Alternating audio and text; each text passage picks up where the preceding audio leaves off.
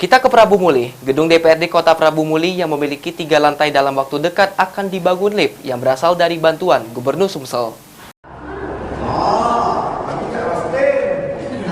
Setelah bertahun-tahun lamanya anggota Dewan menaiki tangga untuk ke ruang paripurna yang ada di lantai 3, kini rencana pemasangan lift untuk mempermudah tamu dan anggota Dewan akan segera terrealisasi. Wakil Ketua 1 DPRD Prabu Muli Ahmad Palo mengungkapkan, pihak Sekretariat DPRD sudah menentukan titik nol lokasi pembangunan lift.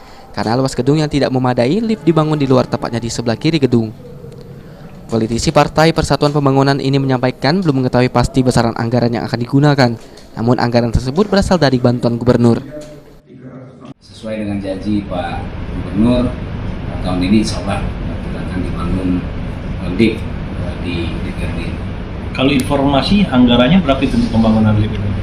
Karena ini bantuan pemerintah provinsi ya kita tidak sejauh itu melihat, tapi tentu kita menerima fisik. Kalau untuk pembangunan gedungnya sendiri, pelebarannya? Itu di anggaran kita. Berapa itu? Masih kita bicarakan dalam tahap pembahasan di badan anggaran. Berarti di 2023? Betul.